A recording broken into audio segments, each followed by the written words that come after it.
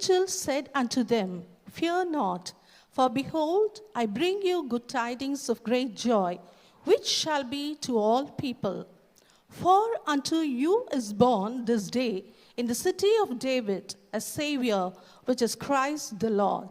And they came with haste and found Mary and Joseph and the babe lying in the manger. Yes, dear friends in Christ, on this Christmas morn, let's bow down our heads to worship and welcome the baby into our hearts. Worship his glory, worship the King.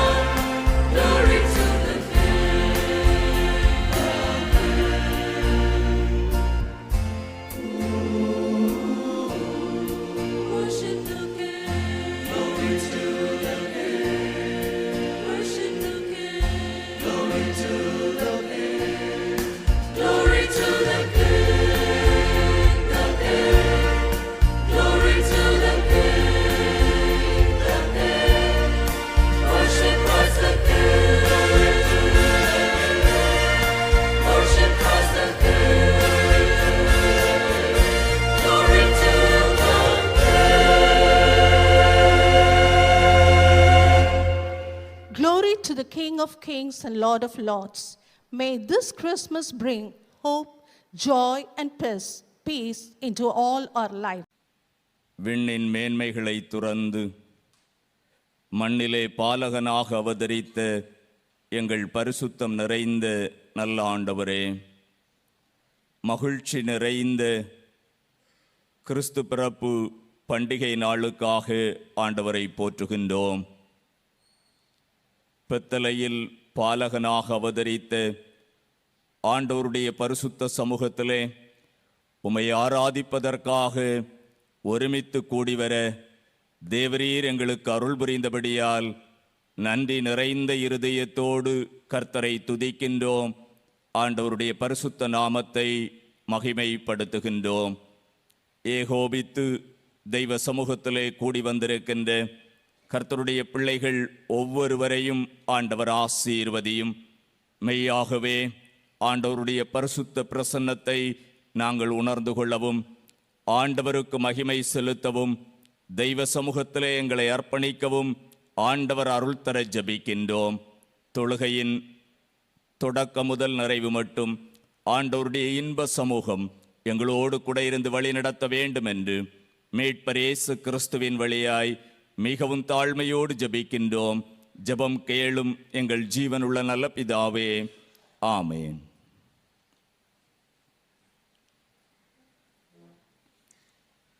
கர்த்தருடைய பரிசுத்த நாம மகிமைக்காக யாவரும் எழுந்து நின்று ஞான பாடல்களில் 107வது பாடலை பாடுவோம். மெய் பக்தரே நீர் விழித்தெழும்பும், சந்தோஷமாய் இந்நாளை வாழ்த்திடும். ஞான பாடல் 107.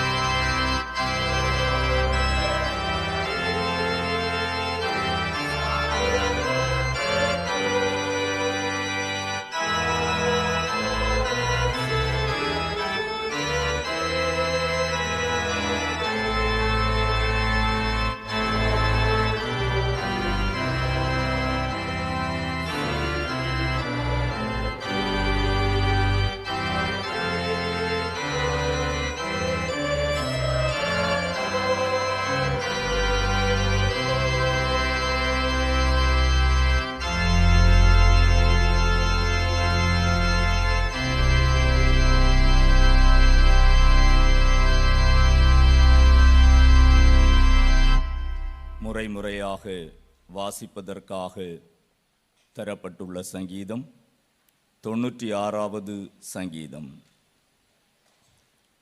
96வது சங்கீதத்தை முறையாக வாசிப்போமாக.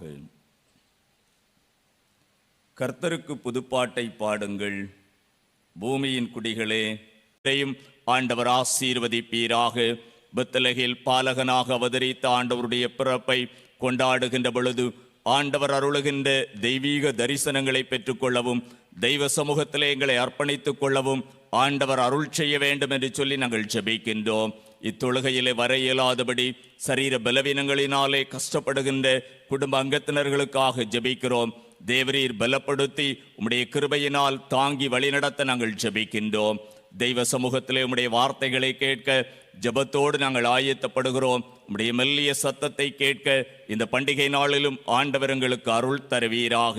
உம்முடைய வார்த்தையை பகிர்ந்து கொள்ள இருக்கின்ற உம்முடைய மகனோடு உம்முடைய கிருபை தங்கி இருக்கட்டும். மீதியான வேளைகளிலும் ஆண்டவருடைய மாறாத மகிமையின் பிரசன்னம் எங்கள் மத்தியில் நிறைவாய் தங்கியிருக்க வேண்டும் என்று மீட்பர் இயேசு கிறிஸ்துவின் வழியாய் மிகவும் தாழ்மையோடு ஜெபிக்கின்றோம். ஜெபம் கேளும் எங்கள் ஜீவனுள்ள நல்ல பிதாவே, ஆமேன். ஆண்டவருடைய பரிசுத்த நாம மகிமைக்காக யாவரும் எழுந்து நின்று கீர்த்தனைகளிலே 97வது பாடலை பாடுவோம். சமாதானம் ஓதும் இயேசு கிறிஸ்து இவர்தாம் இவர்தாம். கீதம் எண் 97.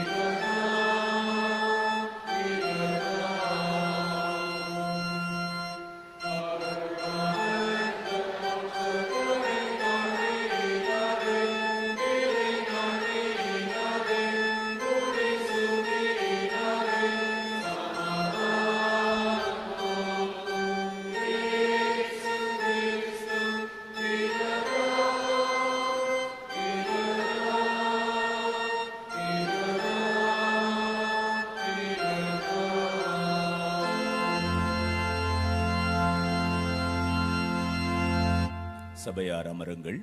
இப்பொழுது இந்த நாளுக்குரிய திருமறை பாடங்களை வாசிக்க கேட்போம்.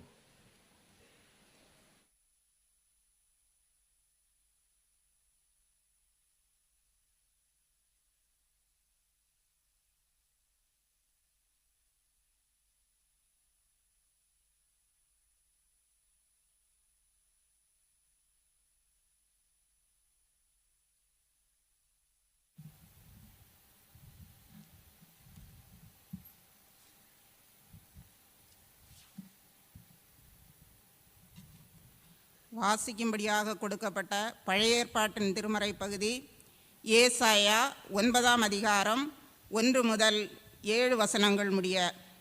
ஏசாயா 9:1 முதல். ஆகிலும் அவர் செபுலோன் நாட்டையும் நப்தலி நாட்டையும் இடுக்கமாய் ஈனப்படுத்தின முந்தின காலத்தில் இருந்தது போல அது இருண்டிருப்பதில்லை. ஏனென்றால் அவர் கடற்கரை அருகிலும் யோர்தான் நதியோரத்திலும் உள்ள புறஜாதியாருடைய கலிலேயாவாகிய அத்தேசத்தை பிற்காலத்திலே மகிமைப்படுத்துவார். இருளில் நடக்கிற ஜனங்கள் பெரிய வெளிச்சத்தை கண்டார்கள். மரண இருளின் தேசத்தில் குடியிருக்கிறவர்களின் மேல் வெளிச்சம் பிரகாசித்தது.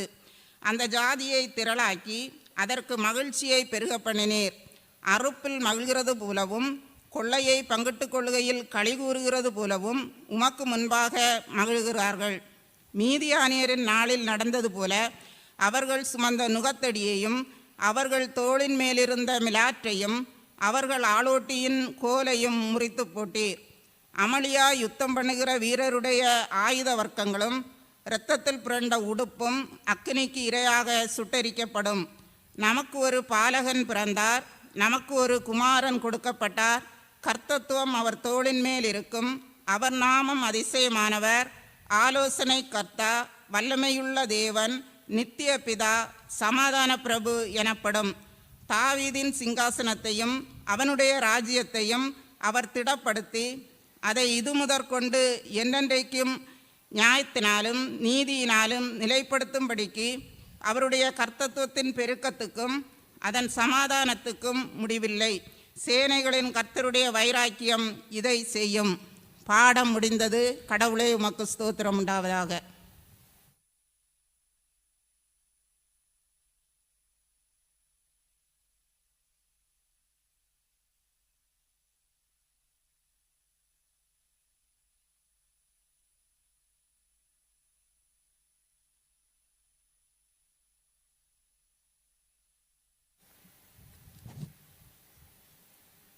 வாசிக்கும்படியாக கொடுக்கப்பட்ட 2வது திருமறை பாடம் அப்போஸ்தலனாகிய பவுல் தீத்துக்கு எழுதிய நிருபம் 3வது அதிகாரம் 4வது வசனம் முதல் 7வது வசனம் முடிய. தீத்து அதிகாரம் 3 வசனங்கள் 4 முதல் 7 முடிய. நம்முடைய இரட்சகராகிய தேவனுடைய தயவும் மனுஷன் மேலுள்ள அன்பும் பிரசனமான போது தாம் செய்த நீதியின் கிரியை நிமித்தம் அவர் நம்மை ரட்சிக்காமல் தமது இரக்கத்தின்படியே மறு ஜென்ம முழுக்கினாலும் பரிசுத்த ஆவியினுடைய புதிதாக்குதலினாலும் நம்மை ரட்சித்தார்.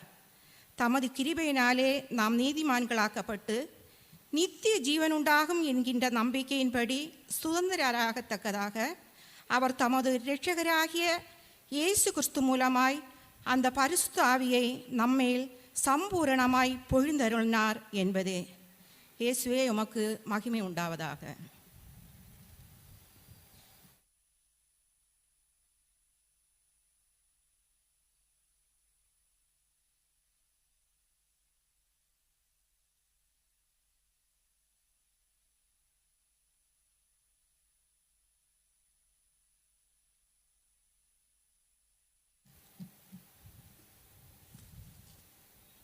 வாசிக்கும்படியாக கொடுக்கப்பட்ட நற்செய்தி பகுதி மத்தேயு எழுதின சுவிசேஷம் 2ஆம் அதிகாரம் வசனங்கள் 1 முதல் 12 வரை. மத்தேயு 2:1 முதல் 12 வரை.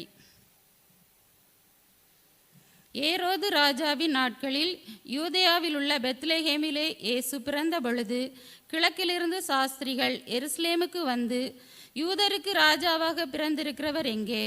கிழக்கிலே அவருடைய நட்சத்திரத்தை கண்டு அவரை பணிந்து கொள்ள வந்தோம் என்றார்கள். ஏரோது ராஜா அதை கேட்டபொழுது அவனும் அவனோடு கூட எருசலேம் நகரத்தார் அனைவரும் கலங்கினார்கள். அவன் பிரதான ஆசாரியர், ஜனத்தின் வேதபாரகர் எல்லாரையும் கூடி வரச் செய்து, கிறிஸ்துவானவர் எங்கே பிறப்பார் என்று அவர்களிடத்தில் விசாரித்தான். அதற்கு அவர்கள், யூதேயாவில் உள்ள பெத்லெகேமிலே பிறப்பார். அதேனென்றால், யூதேயா தேசத்தில் உள்ள பெத்லெகேமே, யூதாவின் பிரபுக்களில் நீ சிறியதல்ல.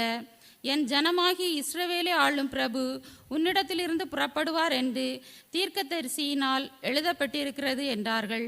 அப்பொழுது ஏரோது சாஸ்திரிகளை இரகசியமாய் அழைத்து நட்சத்திரம் காணப்பட்ட காலத்தை குறித்து அவர்களிடத்தில் திட்டமாய் விசாரித்து, நீங்கள் போய் பிள்ளை குறித்து திட்டமாய் விசாரியுங்கள்.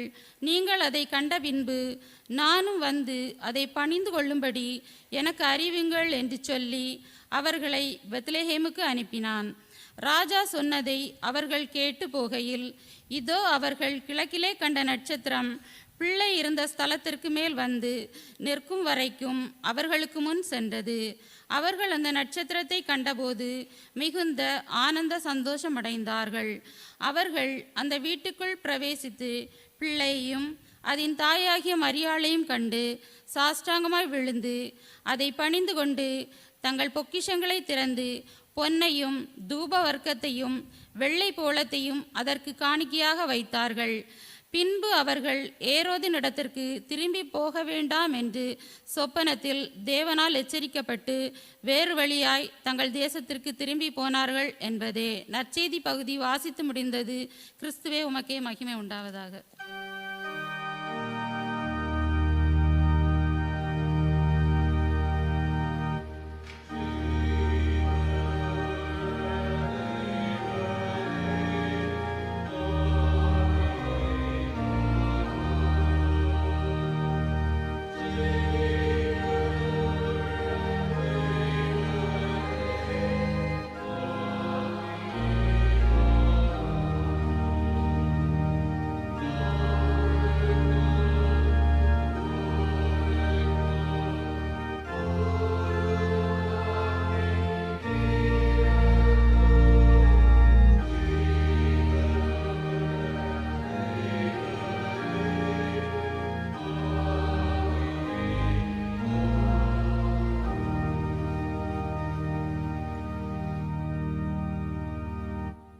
தலைகளை தாழ்த்தி ஜெபிப்போம்.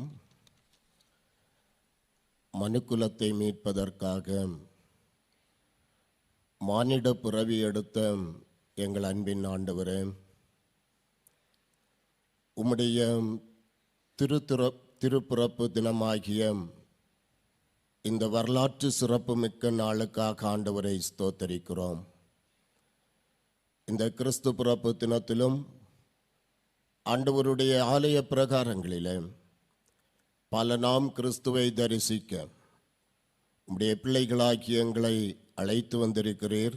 நன்றி செலுத்துகிறோம். இந்த நாளின் தியான உரைகளை கடவுள் எங்கள் ஒவ்வொருவருக்கும் ஆசீர்வாதமாக அமைத்து தர பல நாம் கிறிஸ்துவின் வழியாய் கேட்கிறோம் பிதாவே, ஆமென். உட்காருங்கள். கிறிஸ்து இயேசுவுக்குள்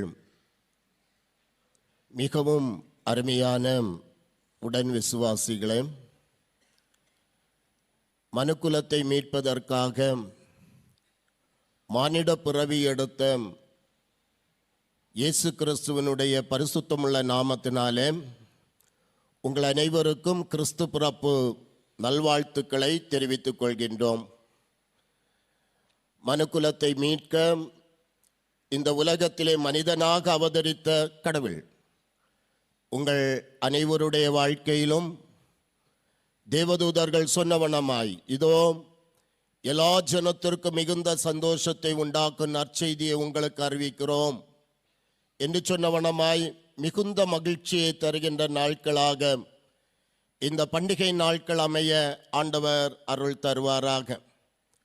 உன்னதத்தில் இருக்கிற தேவனுக்கு மகிமையும், பூமியிலே சமாதானமும் மனுஷர் மேல் பிரியமும் உண்டாவதாக என்ற வானதூதர்களுடைய வாழ்த்து பாடல் நம்முடைய வாழ்க்கையிலும் இந்த உலகத்திலும் நிலைத்திருக்க ஆண்டவர் அருள் தருவாராக. தென்னிந்திய திருச்சபையின் ஒழுங்கின்படி இந்த நாளின் தியானத்திற்காக கொடுக்கப்பட்ட தலைப்பு கிறிஸ்மஸ் வழிகாட்டும் நம்பிக்கையின் ஒளி. Christmas guiding light of hope. அதற்கு ஆதாரமாக கொடுக்கப்பட்ட திருமறையின் வசனம் நாம் வாசிக்க கேட்ட மத்தேயு எழுதிய நற்செய்தி நூல் 2ஆம் அதிகாரம் 9வது வசனம். இதோ அவர்கள் கிழக்கிலே கண்ட நட்சத்திரம் பிள்ளை இருந்த ஸ்தலத்திற்கு மேல் வந்து நிற்கும் வரைக்கும் அவர்களுக்கு முன் சென்றது. இயேசு கிறிஸ்துவனுடைய திருப்பிறப்பை கொண்டாடுவது கிறிஸ்மஸ். உலகத்தையும் மனுக்குலத்தையும் படைத்த இறைவன் இந்த உலகத்திலே மனிதனாக தோன்றிய நிகழ்வு கிறிஸ்மஸ்.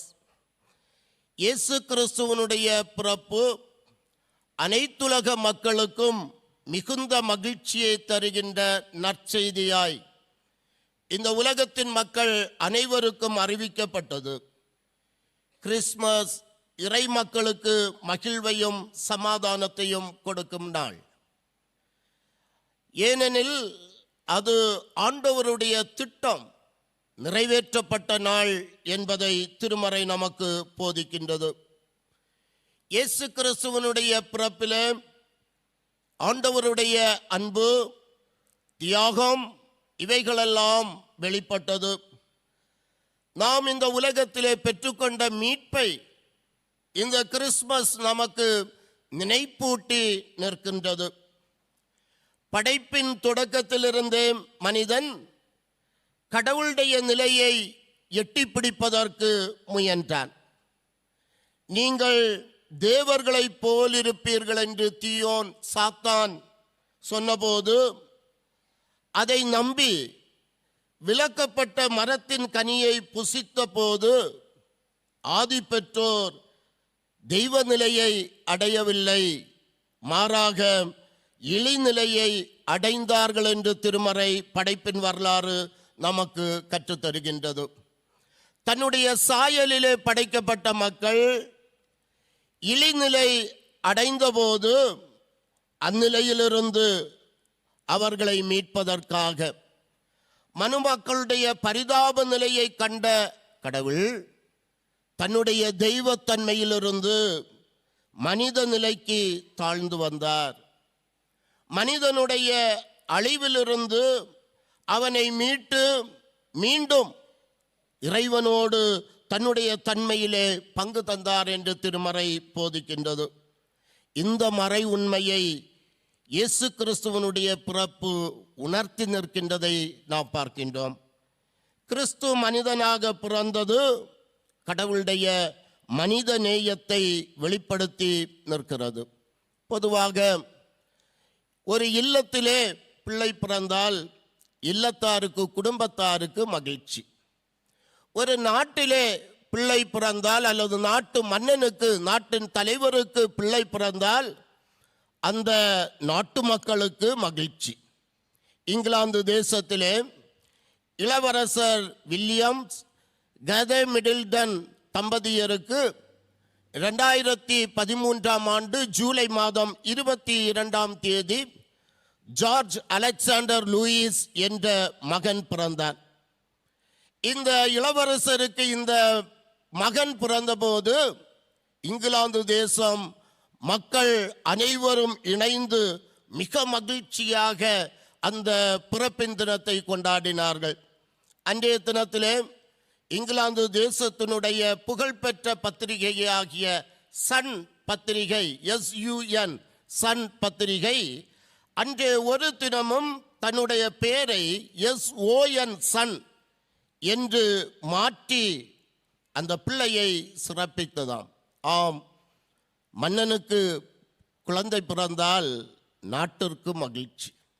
ஆனால் இயேசு கிறிஸ்துவனுடைய பிறப்பு அனைத்துலகத்திற்கும் மிகுந்த மகிழ்ச்சியை தருகின்ற நற்செய்தியாய் உலகத்திற்கு அறிவிக்கப்பட்டது என்று நாம் பார்க்கிறோம்.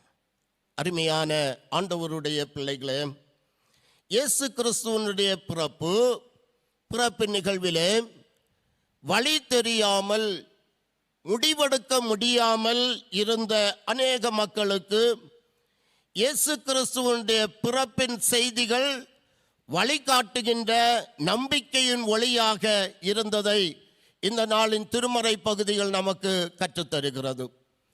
அவற்றை நாம் சிந்திக்கின்ற போது முதலாவதாக மரியாளுக்கு வழிகாட்டிய நம்பிக்கையின் ஒளி. தெய்வத்தாய் மரியாளுக்கு வழிகாட்டிய நம்பிக்கையின் ஒளியை குறித்து திருமறை போதிக்கின்றது. லூக்கா எழுதிய நற்செய்தி நூல் 1ஆம் அதிகாரம் 35வது வசனம், தேவதூதன் மரியாளுக்கு பிரதியுத்தரமாக, பரிசுத்த ஆவி உன்மேல் வரும், உன்னதமானவருடைய பலன் உன்மேல் நிழலிடும், ஆதலால் உன்னிடத்தில் பிறக்கும் பரிசுத்தம் உள்ளது தேவனுடைய குமாரன் எனப்படும் என்று தேவதூதனுடைய செய்தி தெய்வத்தாய் மரியாளுக்கு கிடைத்தது. கபிரியேல் தூதன் மரியாள் என்ற கன்னிகையிடத்திலே வந்து, கிருபை பெற்றவளே வாழ்க, கர்த்தர் உன்னுடனே கூட இருக்கிறார், நீ கர்ப்பவதியாகி ஒரு குமாரனை பெறுவாய், அவருக்கு இயேசு என்று பெயரிடுவாயாக என்று சொன்னார். இந்த வார்த்தை தேவதூதனிடமிருந்து இந்த மரியாளுக்கு வந்தபோது, இந்த மரியாள் தன்னுடைய உள்ளத்திலே கலக்கமடைந்தவளாக, அவள் சந்தேகமடைந்தவர்களாக, இது எப்படி நிகழும், புருஷனை அறியேனே என்ற யதார்த்தமான ஒரு கேள்வியோடு இந்த மரியாள் கலங்கி நிற்கின்றதை நாம் பார்க்கின்றோம். இந்த கலக்கத்தின் மத்தியிலே தேவதூதனுடைய செய்தி இந்த மரியாளை திடப்படுத்தியது. தேவதூதனுடைய செய்தி இந்த மரியாளை சிந்திக்க வைத்தது. தேவதூதனுடைய செய்தி இந்த மரியாளுக்கு நம்பிக்கையின் ஒளியாய் இந்த மரியாளுடைய உள்ளத்தை ஊடுருவி சென்றது என்பதை நாம் காண முடிகின்றது. அந்த உண்மை செய்தி என்னவென்றால், இந்த தெய்வத்தாய் மரியாள் இந்த தேவதூதனுடைய செய்தியை சிந்தித்து பார்க்கின்ற போது அவர்களுடைய நிலைமையிலே மாற்றம் ஏற்பட்டது. நம்பிக்கையின் ஒளியாக இந்த வார்த்தை அவருடைய உள்ளத்தை ஊடுருவி சென்றபோது, இது எப்படி ஆகும் என்று வியந்து கலங்கி பயந்து நின்ற இந்த மரியாளுக்கு ஒரு நம்பிக்கை வந்தது. அந்த நம்பிக்கை என்னவென்றால், கடவுளால் கூடாத காரியம் ஒன்றுமில்லை, தேவனால் கூடாத காரியம் ஒன்றுமில்லை என்பது இந்த மரியாளுக்கு உணர்த்தி நின்றதை நாம் பார்க்கிறோம். எனக்கு அருமையான ஆண்டவருடைய பிள்ளைகளே, கர்த்தருடைய வார்த்தை ஆண்டவருடைய திருவுள சித்தத்தை நிறைவேற்ற நம்முடைய வாழ்க்கையிலே, வாழ்வின் அனுபவங்களிலே குறுக்கிடுகின்ற போது பல நேரங்களிலே நாம் அந்த வார்த்தைகளை நம்பி ஆண்டவருக்குள்ளாக விசுவாச வாழ்க்கையிலே பலப்படுகின்றோம். ஆனால் இங்கு இந்த மரியாளுடைய செயல் என்னவென்றால், தன்னுடைய வாழ்க்கையிலே நம்பிக்கையின் ஒளியாய் தேவதூதனுடைய வார்த்தை இவர்களுடைய உள்ளத்தை ஊடுருவி சென்ற போது, தேவனால் கூடாத காரியம் ஒன்றுமில்லை என்பதை உணர்ந்து கொண்ட அறிந்து கொண்ட இந்த மரியாள் கர்த்தருடைய கரத்திலே தன்னை தந்தார்கள். என்ன சொன்னார்கள்? இதோ நான் என் ஆண்டவருக்கு அடிமை, உம்முடைய சித்தத்தின்படி எனக்கு நடக்க கடவது, உம்முடைய வார்த்தையின்படி எனக்கு ஆக கடவது.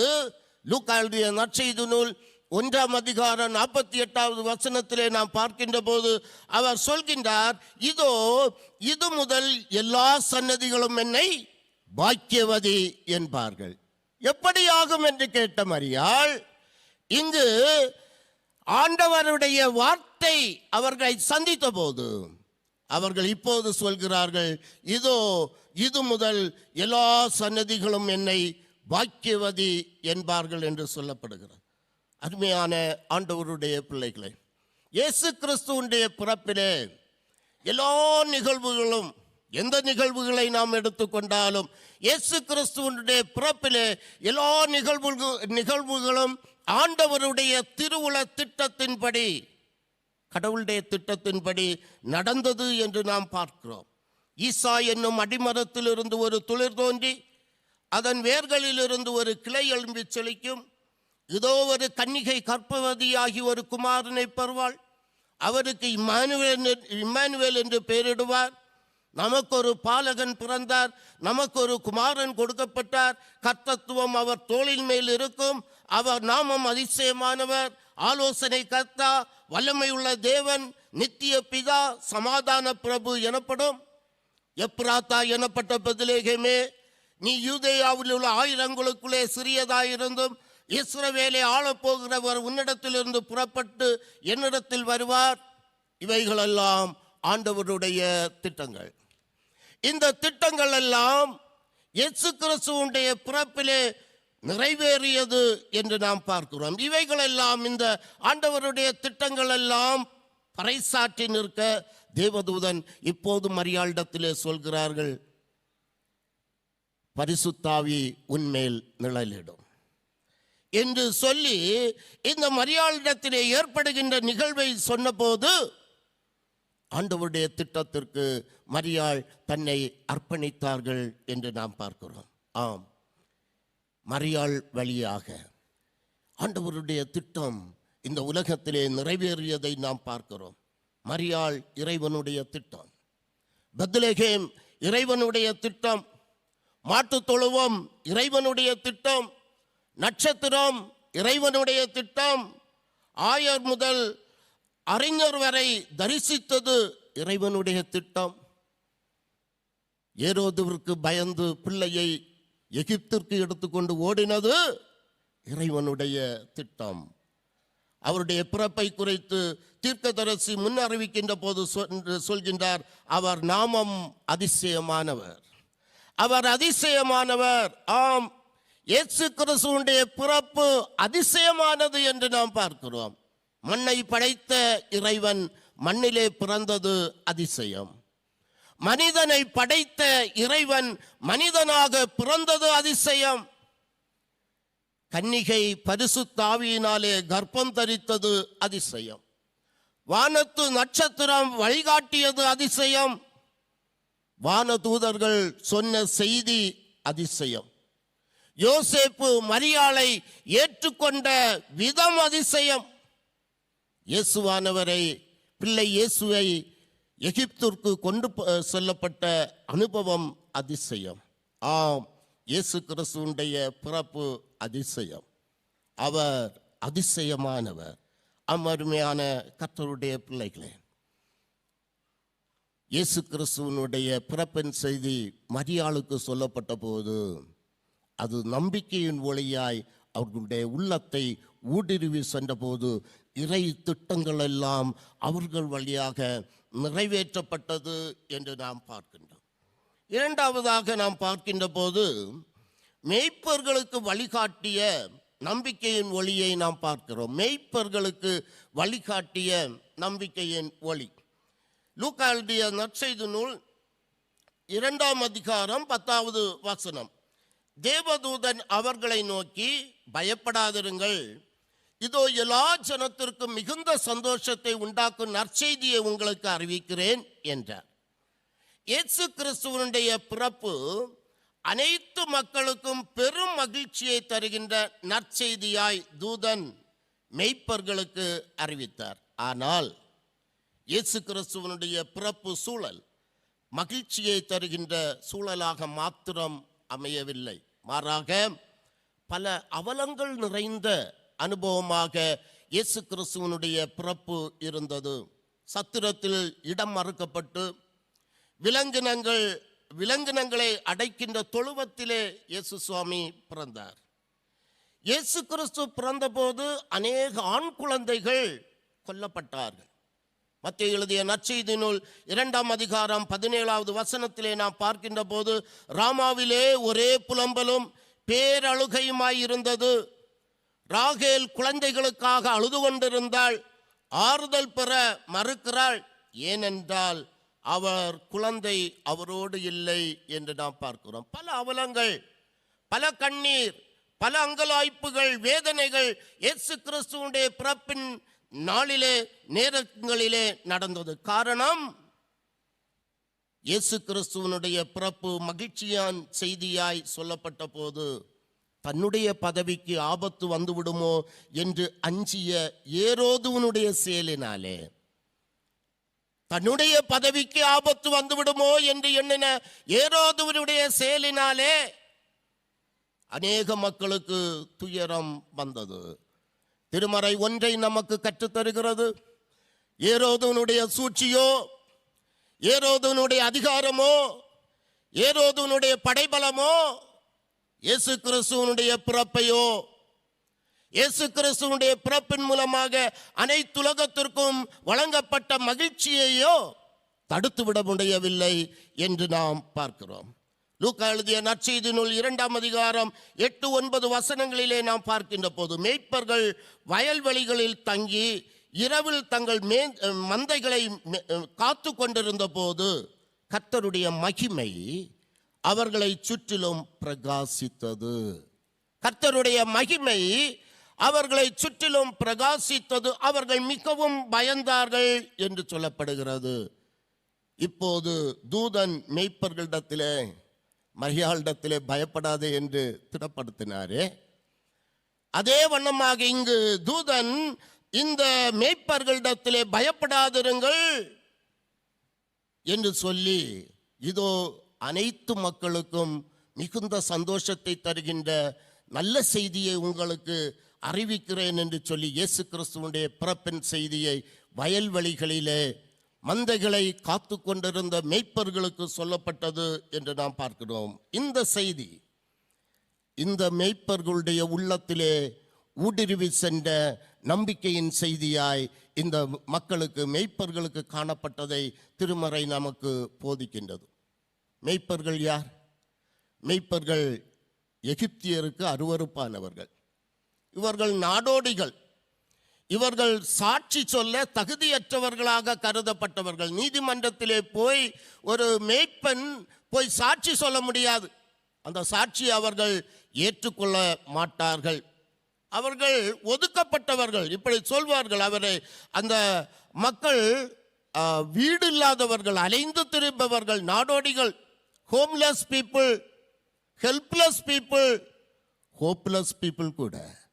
எந்த நம்பிக்கையும் இல்லாமல், எந்த இல்லமும் இல்லாமல், எந்த முகவரியும் இல்லாமல், தங்களை ஒரு பொருட்டாகவே ஏற்றுக்கொள்ள முடியாத அந்த தேசத்திலே, அந்த சூழ்நிலையிலே ஆண்டவருடைய நம்பிக்கையின் செய்தி இந்த மேய்ப்பருக்கு கொடுக்கப்பட்டது என்று நாம் பார்க்கிறோம். திருமறையை கவனமாக படிக்கின்ற போது அங்கு சொல்லப்படுகின்ற செய்தி என்னவென்றால், கர்த்தருடைய மகிமை அவர்கள் மீது, அவர்களை சுற்றிலும் பிரகாசித்தது என்று சொல்லப்படுகிறது. இயேசு கிறிஸ்துவனுடைய பிறப்பிலே மகிமை மக்கள் மயமாக்கப்பட்டதை நாம் பார்க்கிறோம். இயேசு கிறிஸ்துவனுடைய பிறப்பிலே மகிமை, கடவுளுடைய மகிமை மக்கள் மயமாக்கப்பட்டது. மகிமை இறை பிரசன்னத்தோடு, இறை வெளிப்பாட்டோடு தொடர்புடையதாக இருக்கிறது. யாத்திரையாகமம் 28ஆம் அதிகாரம் 2வது வசனத்திலே நாம் பார்க்கின்ற போது, ஆலயத்திலே வெளிப்படுவதாக கருதப்பட்ட இறை மகிமை மக்கள் வாழுகின்ற இடத்திற்கு சென்று அவர்களை சந்தித்தது என்று நாம் பார்க்கிறோம். இதை நாம் லூக்கா 2ஆம் அதிகாரத்திலே பார்க்கிறோம். யாத்திரையாகமம் 28:2 ஆரோனுக்கு மகிமையாக இருந்த, எண்ணாகமம் 14ஆம் அதிகாரம் 10வது வசனத்திலே ஆசரிப்பு கூடாரத்திலே வெளிப்பட்ட மகிமை, இன்னும் 1 ராஜாக்கள் 8ஆம் அதிகாரம் 11வது வசனத்திலே நாம் பார்க்கின்ற போது ஆலயத்தை நிரப்பிய மகிமை. இந்த மகிமை இப்போது மக்கள் மயமாக்கப்பட்டதை நாம் பார்க்கிறோம். இந்த மகிமை இப்போது மக்கள் வாழ்ந்து கொண்டிருக்கிற, தங்கிக் கொண்டிருக்கிற வயல்வெளிகளுக்கு கடந்து சென்றது என்று நாம் பார்க்கிறோம். வயல்வெளிகளிலே மந்தையை மேய்த்து கொண்டிருந்த மேய்ப்பர்களை சுற்றிலும் ஆண்டவருடைய மகிமை பிரகாசித்தது என்று நாம் பார்க்கிறோம். மக்கள் மயமாக்கப்பட்ட மகிமை, மக்கள் மயமாக்கப்பட்ட ஆண்டவருடைய மகிமை மாற்றத்திற்கு வித்திட்டது என்று நாம் பார்க்கிறோம். பல மாற்றங்கள், இந்த அனுபவம் பல மாற்றங்களை இந்த உலகத்திலே ஏற்படுத்தியது. மகிமைப்படுத்தப்பட்ட மரியாள் ஆண்டவருடைய தாயாக மாற்றப்பட்டார்கள். மகிமைப்படுத்தப்பட்ட மரியாள் அவமானப்படுத்தப்பட வேண்டிய மரியாள் ஆண்டவருடைய தாயாக மாற்றப்பட்டார்கள். தச்சனாக இருந்த யோசேப்பு ஆண்டவருடைய வளர்ப்பு தந்தையாக மாற்றப்பட்டார். புறக்கணிக்கப்பட்ட மேய்ப்பர்கள் மகிமை அடைந்தார்கள். மந்தைகளுடைய கூடாரம் தொழுவம் தெய்வ மகனுடைய வீடாக மாற்றப்பட்டது. பெத்லகேம் என்ற சிற்றூர் தெய்வ மகனுடைய வீடானது, புண்ணிய பூமியானது.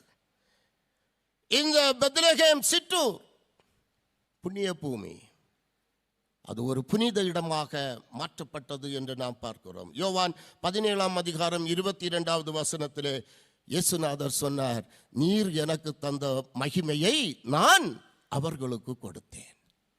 நீர் எனக்கு தந்த மகிமையை நான் அவர்களுக்கு கொடுத்தேன் என்று சொல்கின்றதை பார்க்கிறோம். அருமையான கர்த்தருடைய பிள்ளைகளே, இந்த கிறிஸ்து பிறப்பு செய்தி நமக்கு தருகின்ற செய்தி என்னவென்றால், ஆண்டவருடைய மகிமையினாலே நானும் நீங்களும் நாம் நிரப்பப்படுகின்ற போது நம்முடைய வாழ்க்கையிலே அனுபவங்களிலே மாற்றங்கள் ஏற்பட வேண்டும்.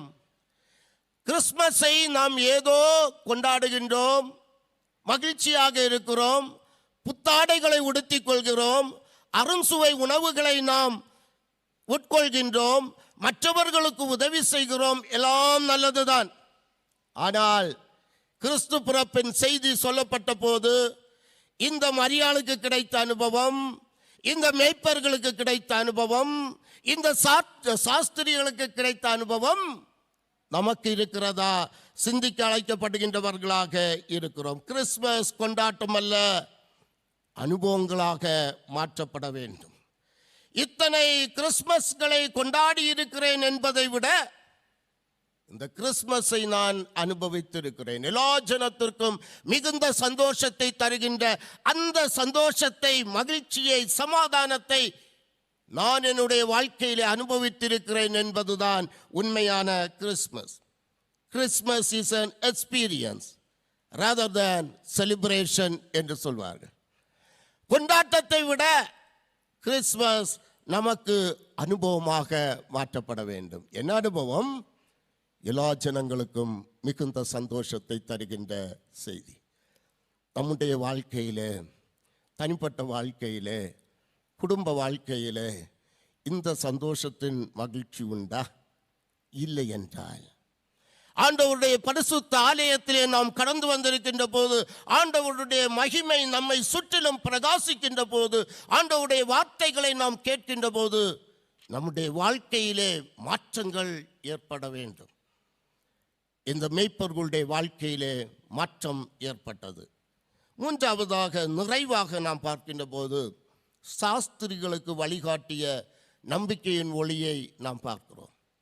மரியாளுக்கு வழிகாட்டிய நம்பிக்கையின் ஒளி, மேய்ப்பர்களுக்கு வழிகாட்டிய நம்பிக்கையின் ஒளி, சாஸ்திரிகளுக்கு வழிகாட்டிய நம்பிக்கையின் ஒளி. மத்தேயு எழுதிய நற்செய்தி நூல் 2ஆம் அதிகாரம் 9வது வசனத்திலே, இதோ அவர்கள் கிழக்கிலே கண்ட நட்சத்திரம் பிள்ளை இருந்த ஸ்தலத்துக்கு மேல் வந்து நிற்கும் வரைக்கும் அவர்களுக்கு முன் சென்றது என்று சொல்லப்படுகிறது. இந்த நிகழ்வு நமக்கு தெரியும். சாஸ்திரிகள் இயேசு கிறிஸ்துவை, பாலனாம் கிறிஸ்துவை தரிசிக்க கடந்து வந்தபோது ஏற்பட்ட அனுபவங்கள். இந்த சாஸ்திரிகள் யார்? சாஸ்திரிகள் அறிவாளிகள், வானவியல் வல்லுநர்கள், கனவுகளுக்கு விளக்கம் தருகிறவர்கள், அறிவு, ஆற்றல், வசதி படைத்தவர்கள். இவர்களுக்கு நட்சத்திரத்தினுடைய தோன்றல், இந்த நட்சத்திரத்தினுடைய வழிகாட்டுதல், பிள்ளை இருந்த இடத்திற்கு மேலாக வந்து இந்த நட்சத்திரம் நின்ற நிகழ்வு, இவைகளெல்லாம் மகிழ்வையும் ஆச்சரியத்தையும் இவர்களுக்கு கொடுத்ததாக இருந்தது. காரணம், மத்தேயு எழுதிய நற்செய்தி நூல் 2ஆம் அதிகாரம் 2வது வசனத்திலே நாம் பார்க்கின்ற போது, யூதருக்கு ராஜாவாக பிறந்திருக்கிறவர் எங்கே? கிழக்கிலே அவருடைய நட்சத்திரத்தை கண்டு அவரை பணிந்து கொள்ளும்படி வந்தோம் என்றார்கள். ஏரோது இந்த செய்தியை கேட்டபோது திருமறை சொல்கிறது, மத்தேயு 2ஆம் அதிகாரம் 3வது வசனம், இதை கேட்ட ஏரோதும் அவனோடு இருந்தவர்களும் கலங்கினார்கள். ஏரோது சாஸ்திரிகளிடத்திலே, நீங்கள் அவரை தரிசித்து விட்டு எனக்கு அறிவியுங்கள், நானும் போய் தரிசிப்பேன் என்று பொய் சொன்னான். எனக்கு அருமையான கர்த்தருடைய பிள்ளைகளே, இவனுடைய திட்டம், இந்த ஏரோதனுடைய சூழ்ச்சி, இந்த ஏரோதனுடைய பொய் ஆண்டவருக்கு முன்னால் நிற்கவில்லை என்று நாம் பார்க்கிறோம். சாஸ்திரிகளுக்கு ஆண்டவருடைய செய்தி வருகின்றதை நாம் பார்க்கிறோம். மத்தேயு 2ஆம் அதிகாரம் 10வது வசனம் சொல்கிறது, அவர்கள் அந்த நட்சத்திரத்தை கண்டபோது மிகுந்த ஆனந்த சந்தோஷம் அடைந்தார்கள். காரணம், இந்த நட்சத்திரம் அவர்களை வழிகாட்டியது. தவறான பாதைக்கு சென்றார்கள், தவறான இடத்திலே போனார்கள். ஆனால் சரியான இடத்திற்கு நேராக இந்த நட்சத்திரம் அவர்களுக்கு வழிகாட்டியது. பிள்ளை இருந்த ஸ்தலத்திலே வந்து நட்சத்திரம் நின்றது. அந்த நட்சத்திரத்தை கண்டபோது மிகுந்த ஆனந்த சந்தோஷம் அடைந்தார்கள் என்று நாம் பார்க்கிறோம். அருமையான ஆண்டவருடைய பிள்ளைகளே, நம்முடைய வாழ்க்கையிலே கர்த்தருடைய வழிகாட்டுதல்கள் தேவை. பல நேரங்களிலே இந்த சாஸ்திரிகளைப் போல தெரியாத இடத்திற்கு, தவறான இடத்திற்கு, தவறான அனுபவங்களுக்கு ஆண்டவரை தேடி செல்கின்ற அனுபவங்கள் நமக்கு இருக்கலாம். அல்லது நமக்கு நன்மையானவைகளை காணக்கூடிய நிலைகளிலே செல்கின்ற அனுபவங்கள் இருக்கலாம். ஆனால் விடிவெளியாகிய இயேசு கிறிஸ்து அவருடைய செய்தி நமக்கு நேர் வழியை காட்டுகின்ற போது, சத்தியத்தின் வழியை காட்டுகின்ற போது, உண்மைக்கு நேராக நம்மை அழைத்து செல்கின்ற போது, இந்த நட்சத்திரத்தை பின்பற்றியே சாஸ்திரிகள் சென்றதைப் போல, நட்சத்திரத்தை பின்பற்றி சாஸ்திரிகள் சென்றதைப் போல ஆண்டவர் காட்டுகின்ற பாதையிலே நாம் செல்ல நாம் ஒவ்வொருவரும் அழைக்கப்படுகிறோம். கர்த்தர் சொல்கிறார், நானே மெய்யான வாசல். என் வழியாய் ஒருவன் உட்பிரவேசித்தால் அவன் உள்ளும் புறம்பும் சென்று மேய்ச்சலை கண்டடைவான் என்று சொல்லப்படுகிறதை பார்க்கிறோம். ஏரோதை தரிசிப்பதற்காக அல்ல, கொலை செய்ய திட்டமிட்ட உண்மை வெளிப்பட்டு அவர்கள் வேறு வழியாய் திரும்பி சென்றார்கள். தீமையோடு இந்த சாஸ்திரிகள் கரம் கோர்க்க முன்வரவில்லை என்று நாம் பார்க்கிறோம். எனக்கு அருமையான ஆண்டவருடைய பிள்ளைகளே, ஆண்டவருடைய பரிசுத்த ஆலயத்தில் இந்த காலை பொழுதிலே, அதிகாலை பொழுதிலே நாம் கிறிஸ்துவை தரிசிப்பதற்காக இந்த ஆலயத்திலே இறை மகிமையிலே இருக்கின்ற நாம் இந்த ஆலயத்தை விட்டு கடந்து செல்கின்ற போது, இந்த வருடம் முழுவதும் ஆண்டவருக்குள்ளாக வாழ நாம் எத்தனிக்கின்ற போது தீயோனுடைய எண்ணத்திற்கு நாம் செயல்படக்கூடாது. தீயோனோடு கைகோர்க்க நாம் உடன்படக்கூடாது. நட்சத்திரமாம் ஆண்டவர் காட்டுகின்ற பாதையிலே நாம் முன்னெடுத்து செல்ல அழைக்கப்படுகின்றவர்களாக இருக்கிறோம். கன்னியாகுமரி மாவட்டம் கிறிஸ்தவர்கள் அதிகம் காணப்படுகின்ற மாவட்டம். நாளைய தினத்திலே பத்திரிகைகளிலே எல்லாம் நல்லதொரு செய்தியை போன்ற ஒரு செய்தி வரும். என்னவென்றால், கிறிஸ்மஸ் பண்டிகையை முன்னிட்டு கன்னியாகுமரி மாவட்டத்திலே இத்தனை கோடிக்கு மதுபானங்கள் விற்று தீர்க்கப்பட்டது. இது கடந்த வருடத்தின் விற்பனையை விட இந்த வருடத்தின் விற்பனை இத்தனை % கூடுதல். யார் பயன்படுத்துகின்றோம்? எனக்கு அருமையான ஆண்டவருடைய பிள்ளைகளே, சாஸ்திரிகள் நாம் கிறிஸ்துவை பணிந்து அவருக்கு காணிக்கைகளை செலுத்தி கடந்து சென்றபோது தீமைகளோடு கரங்கோர்க்கவில்லை. இந்த காணொளி காட்சியின் மூலமாக கண்டுகொண்டிருக்கின்ற அருமையான கிறிஸ்தவ சகோதரர்களே, கர்த்தர் நமக்கு எச்சரிப்பின் செய்தியை தருகிறார். தீமையோடு கரங்கோர்க்கவோ, தீமையை நடப்பிக்கவோ, தீயவற்றை நாம் செய்வதற்கோ நாம் முன்வரக்கூடாது என்பதை இந்த சாஸ்திரிகளுடைய அனுபவம் நமக்கு கற்றுத்தருகிறது. சாஸ்திரிகள் வேறு வழியாய் கடந்து சென்றார்கள் என்று நாம் பார்க்கிறோம். இயேசு கிறிஸ்துவுடைய பிறப்பின் செய்தி ஏற்றுக்கொண்ட மக்களுக்கு பெருத்த மகிழ்ச்சியின் செய்தி. அதை ஏற்றுக்கொள்ள மறுத்த ஏரோதுவிற்கு அது கலக்கத்தின் செய்தி. நமக்கு இயேசு கிறிஸ்துவுடைய பிறப்பு என்ன செய்தியை தருகிறது? இயேசு கிறிஸ்துவை தரிசித்த மேய்ப்பர்கள் மகிழ்ந்தார்கள். இயேசு கிறிஸ்துவை தரிசித்த சாஸ்திரிகள் மகிழ்ந்தார்கள். இயேசு கிறிஸ்துவை தரிசித்த யோசேப்பு மரியாள் மகிழ்ந்தனர். இயேசு கிறிஸ்துவை கரத்தில் ஏந்திய சிம்சோன் மகிழ்ந்தார். நாமும் மகிழ அழைக்கப்படுகின்றோம். திருமறை சொல்கிறது, இதோ எல்லா ஜனத்திற்கும் மிகுந்த சந்தோஷத்தை தரும் நற்செய்தியை உங்களுக்கு தருகிறேன். அந்த மகிழ்ச்சியின் செய்தி அநேக மக்களுக்கு மாற்றத்தை வித்திட்டது. எண்ணங்கள் மாறியது. மரியாளுடைய எண்ணம் மாற்றப்பட்டது. இது எப்படியாகும்? எண்ணம் மாற்றப்பட்டது. தேவனால் கூடும் என்ற நிலைக்கு வந்தார். யோசேப்பினுடைய எண்ணத்தில் மாற்றம் ஏற்பட்டது. ரகசியமாய் இவளை தள்ளிவிட வேண்டும் என்று எண்ணின யோசேப்பு உண்மையை அறிந்து கொள்கின்றார். பரிசுத்த ஆவியினால் உண்டானது. இப்போது பிள்ளையை பாதுகாக்க தேவதூதன் சொன்ன, அவருக்கு திருமறை அழகாக சொல்கிறது. மத்தேயு 2:13 தேவதூதன் எதையெல்லாம் இந்த யோசேப்புக்கு சொன்னாரோ அதையெல்லாம் யோசேப்பு கேட்டாராம். பிள்ளையை எடுத்துக்கொண்டு எகிப்திற்கு ஓடிப்போனார்கள் என்று நாம் பார்க்கிறோம். யோசேப்பினுடைய எண்ணத்திலே மாற்றம், மேய்ப்பர்களுடைய எண்ணத்திலே மாற்றம், சமுதாயத்திலே சார்ந்த நிலையில் அல்ல, மேசியாவை நாம் தரிசிக்கலாம் என்ற எண்ணம். சாஸ்திரிகளுடைய எண்ணத்திலே மாற்றம், மேசியா அரண்மனையிலே அல்ல, மாட்டுத் தொழுவத்திலே அவர் ஏழை கோலமாய் பிறப்பார் என்ற எண்ணத்திலே மாற்றம் வந்தது. ஏரோதுவனுடைய எண்ணத்திலே மாற்றம் வந்தது. கொலை செய்து விடலாம் என்று எண்ணின ஏரோதாலே அது முடியாது என்ற எண்ணம் வந்தது. யூதர்களுடைய எண்ணத்திலே மாற்றம் வந்தது. யூதர்களுக்கு என்ன எண்ணம்? மேசியா யூதர்களை ரட்சிக்க வருவார்.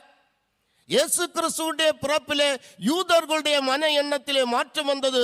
யூதர்களுக்கு மட்டுமல்ல, எல்லா ஜனங்களுக்கும் மிகுந்த சந்தோஷத்தை தரும் நற்செய்தி. மக்களுடைய எண்ணத்திலே மாற்றம் வந்தது. மக்களுடைய எண்ணத்திலே என்ன மாற்றம் ஏற்பட்டது?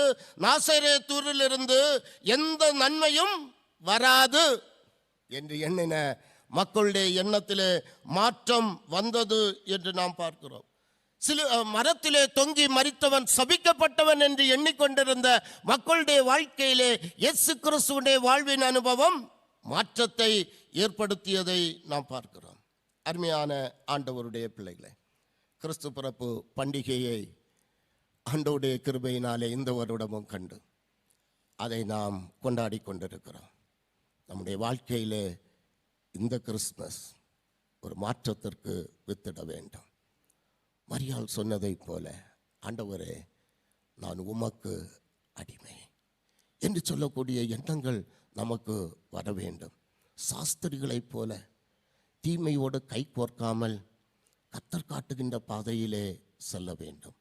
மேய்ப்பர்களைப் போல அந்த செய்தியை அறிந்து தீவிரமாய் போய் பாலனாம் கிறிஸ்துவை கண்டு பணிந்து அதை அநேகருக்கு பிரசித்தப்படுத்தினார்கள் என்று சொல்லப்படுகிறது.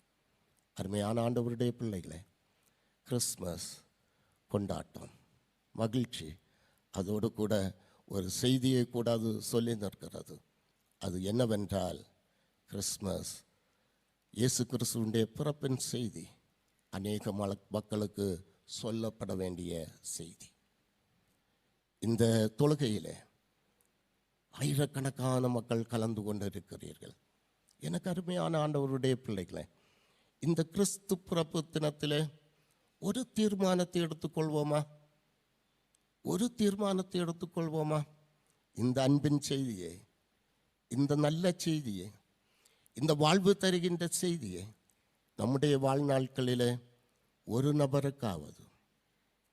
நபருக்காவது இந்த உலகம் வாழ்வில் வந்து நின்ற போது, இந்த மனுக்குல அவமானங்களை சந்தித்த போது, பிதாவுக்கு சமமாயிருந்ததை கொள்ளையாடின பொருளாக எண்ணாமல் தன்னைத்தான் வெறுத்து அடிமையின் ரூபம் எடுத்து ஆண்டவர் மனுஷ சாயலானார். நமக்காக இந்த உலகத்திலே வந்தார். அந்த செய்தி எல்லா மக்களுக்கும் மிகுந்த மகிழ்ச்சியை தருகின்ற செய்தியாய் சொல்லப்பட்டது. அவர் அன்புள்ளவர், சிலுவையின் மரண பரியந்தம் தன்னை தாழ்த்தினவர். அவர் மெய்யான தேவன் என்ற உண்மை செய்தியை இந்த உலகத்திற்கு அறிவிப்போம். இதோ எல்லா ஜனத்திற்கும் மிகுந்த சந்தோஷத்தை உண்டாக்கும் நற்செய்தியை உங்களுக்கு அறிவிக்கிறோம். இன்று கர்த்தராகிய கிறிஸ்து என்னும் இரட்சகர் உங்களுக்காக தாவீதின் ஊரிலே பிறந்திருக்கிறார். ஆமேன், ஆமேன்.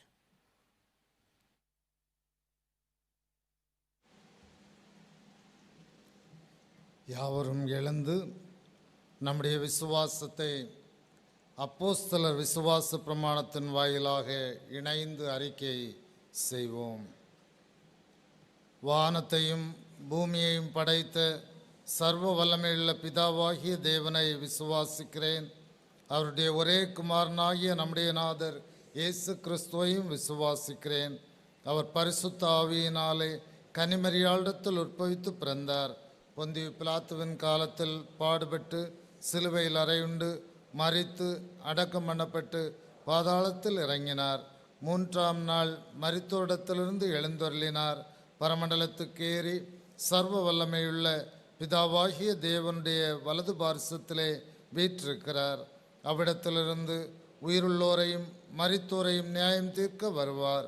பரிசுத்த ஆவியையும் விசுவாசிக்கிறேன். பொதுவாயிருக்கிற பரிசுத்த சபையும் பரிசுத்தவான்களுடைய ஐக்கியமும் பாவ மன்னிப்பும் மரித்தோர் உயிர்த்தெழுதலும் நித்திய ஜீவனும் உண்டென்று விசுவாசிக்கிறேன். ஆமேன். அமருவோம். இப்பொழுது வாழ்த்துரை சபை செயலர் அவர்.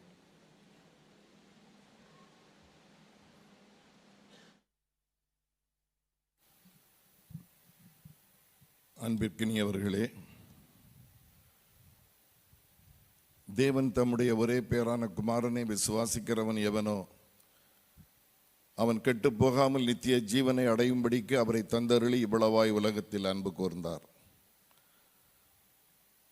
பாவம் என்ற இருளிலே சிக்கி தவித்த நம்மை அடிமைத்தனத்திலிருந்து நமக்கு மீட்பு தருவதற்காக தேவன் தன்னுடைய ஒரே பேரான குமாரனை நம் மத்தியிலே மானிடனாக அனுப்பிய நாள்தான் கிறிஸ்மஸ். புறஜாதியாராகிய வானசாஸ்திரிகளுக்கு ஆண்டவருடைய பிறப்பை வெளிப்படுத்திய நட்சத்திரம் போல் 200 ஆண்டுகளுக்கு முன்பாக இருளிலும் அடிமைத்தனத்திலும் பாவத்திலும் சிக்கி தவித்த குமரி மாவட்ட மக்களுக்கு இயேசுவே மெய்யான தேவன், ஜீவனுள்ள தேவன் என்பதை வெளிப்படுத்துவதற்கு கடல் கடந்து வெளிநாட்டிலிருந்து வந்த மிஷனரிகள் மூலமாக ஆண்டவராகிய இயேசு கிறிஸ்துவை அறிந்து கொண்ட நாம் நம்முடைய வாழ்க்கையிலே ஆண்டவராகிய இயேசு கிறிஸ்துவை பிறருக்கு வெளிப்படுத்துவதின் நோக்கம்தான் கிறிஸ்மஸ். அன்பு, சமாதானம், சந்தோஷம், இதுதான் கிறிஸ்மஸின் அர்த்தம். போதகர் அவர்கள் தன்னுடைய செய்தியிலேயே கூறியது போல் புத்தாடை உடுப்பதும் நல்ல உணவு அருந்துவதும் அலங்காரங்கள் செய்வதும் மட்டும்தான் கிறிஸ்மஸ் கொண்டாட்டமா? நிச்சயமாக இல்லை. இயேசு வெளிப்படுத்திய அன்பை நாம் பிறரிடம் வெளிப்படுத்த வேண்டும். உன்னை போல் பிறனையும் நேசி என்று மலை பிரசங்கத்தில் ஆண்டவர் நமக்கு கற்றுக் கொடுத்தது. நம்மை ஆசீர்வதித்து நமக்கு தந்திருக்கிற ஆசீர்வாதங்களை பிறருடன் பகிர்ந்து கொள்வது. உங்களில் சிறியவர்களுக்கு நீங்கள் எதை செய்தீர்களோ அதை எனக்கே செய்தீர்கள். ஏழைகளுக்கு உதவுவது, இப்படிப்பட்ட காரியங்கள் மூலம் கிறிஸ்துவை வெளிப்படுத்துவது தான் கிறிஸ்மஸ். இந்த நல்ல நாளில் இந்த கூடுகை, ஜெப கூடுகைக்கு வருகை புரிந்துள்ள அனைவருக்கும், காணொலி மூலமாக இந்த தொழுகையிலே கலந்து கொண்டுள்ள அனைவருக்கும் கஸ்பா சபை திருச்சபையின் சார்பிலே இனிய கிறிஸ்மஸ் நல்வாழ்த்துக்களை தெரிவித்துக் கொள்கிறேன். ஆமென்.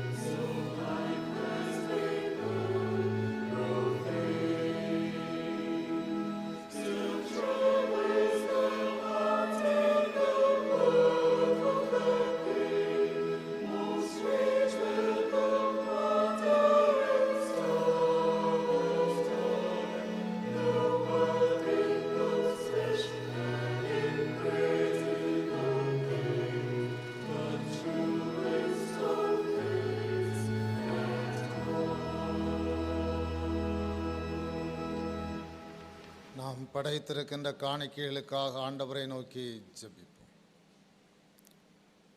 உலகத்தையும் உலகத்திலுள்ள குடிகளையும் தம்முடையதாக கொண்டிருந்தும் உயர்ந்த மேன்மையை உதறி தள்ளி ஏழை கோலத்தோடு பாலனாக உலகத்திலே தோன்றி மனுமக்களுக்காய் தன்னை காணிக்கையாக்கின எங்கள் நல்ல ஆண்டவரே, கிறிஸ்து பிறப்பு பண்டிகை தினத்தை ஆசரிக்கிற நாங்கள் உம்முடைய தியாகத்தை, உம்முடைய அர்ப்பணத்தை, மனுக்குலத்தின் மேல் இருக்கின்ற பாசத்தை நாங்கள் புரிந்து கொள்ள அருள் தருகின்றீர். ஸ்தோத்திரம் சொல்லுகின்றோம்.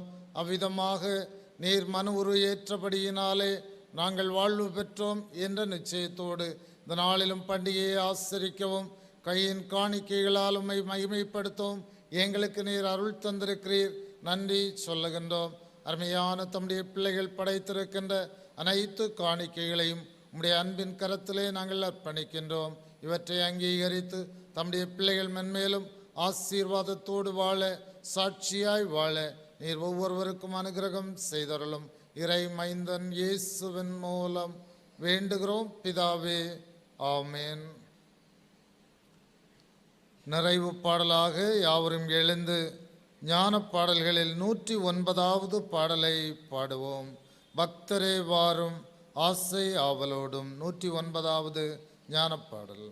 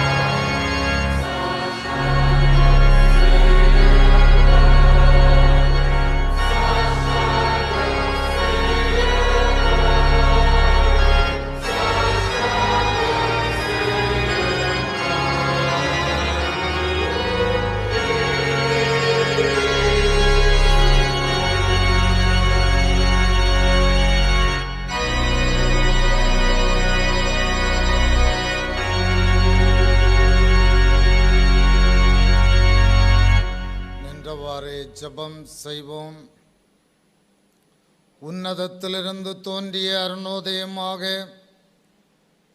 மக்களுடைய வாழ்க்கையிலே நம்பிக்கையின் நட்சத்திரமாய் ஒளி ஊட்டுகின்றவராய் செயலாற்றுகிற எங்கள் நல்ல கடவுளே, உம்முடைய பிறப்பின் பண்டிகையை கொண்டாடுகிற நாங்கள் எங்கள் வாழ்க்கையிலும் ஒளியூட்டுகின்றவராய் இருக்கிறீர் என்பதை அனுதினமும் கண்டுகொள்ள அருள் புரிய வேண்டுமாய் ஜெபிக்கின்றோம்.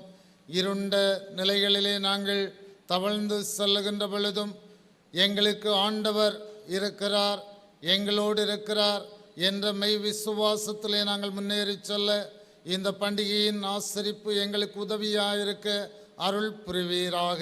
இந்த நாளிலே பண்டிகையை ஆசரிக்கின்ற பொழுதும் எல்லா குடும்பத்திலும் மகிழ்ச்சி ததும்பத்தக்கதாக, ஆண்டவரை உம்மை போற்றி வாழத்தக்கதாக, உம்முடைய கிருபைகளை சுதந்திரித்து கொள்ளத்தக்கதாக, தெய்வீக சமாதானத்தை பெற்றுக்கொள்ளத்தக்கதாக அனைவருக்கும் ஆண்டவர் அருள் புரிவீராக. உலகம் அனைத்திலும் உள்ள மக்கள் ஆண்டவருடைய பிறப்பின் மகத்துவத்தை புரிந்து கொள்ள இந்த நாளை ஆசீர்வதித்து தந்தருளும். அனைவரையும் ஆசீர்வதித்து அனுப்பும். இறை மைந்தன் இயேசுவின் மூலம் வேண்டுகிறோம் பிதாவே.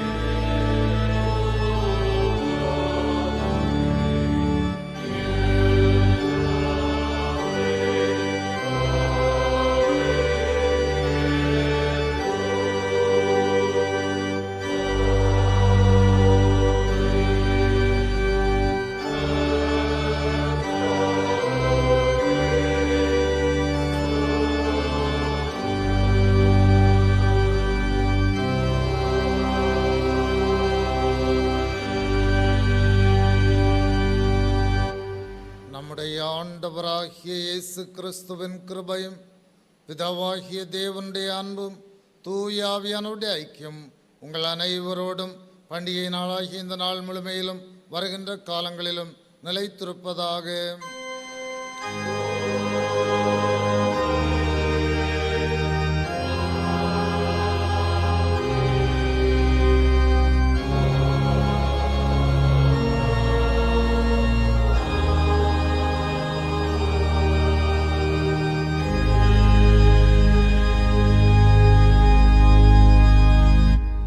ஆண்டவர் உங்களோடு இருப்பாராக.